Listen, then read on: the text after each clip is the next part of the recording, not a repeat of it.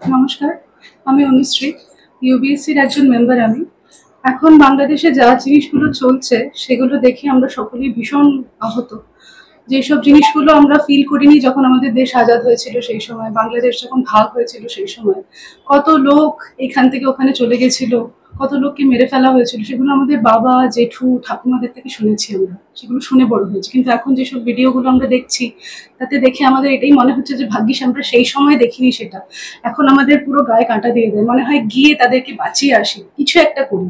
ঠাকুরের কাছে আমরা শুধু প্রার্থনা করতে পারি, কিন্তু ওখানে যারা আছে তারা ঠাকুরের কাছেও যেতে পারছে না। কেন মন্দিরে গিয়ে মন্দিরে ঠাকুর নষ্ট করে দেওয়া হচ্ছে, ধ্বংস করে দেওয়া হচ্ছে, ওখানে পণ্ডিতরা ঠাকুরকে বাঁচাচ্ছে, ঠাকুর ওদেরকে বাঁচাতে পারছে না। তাই জন্য আমরা সবাইকার থেকে সবিনয় নিবেদন করছি যে যত পারুন ঠাকুর ডাকুন, যেই ঠাকুরকে আপনারা মানেন তাদেরকে ডাকুন, এবং আমাদের ভারত সরকার থেকে নিবেদন করুন সকলে নিজের তরফ থেকে যে এই নৃশংস হত্যা বন্ধ করা হোক, আর সবাই যেন নিজের মা বাবা পরিবারের সাথে সুস্থভাবে থাকতে পারুক। হিন্দু মুসলমান পরে, আগে আমরা মানুষটাকে বোঝা উচিত যে আমাদের মধ্যে একই রক্ত, লাল, কারোর গায়ে অন্য কোনো রক্ত নেই।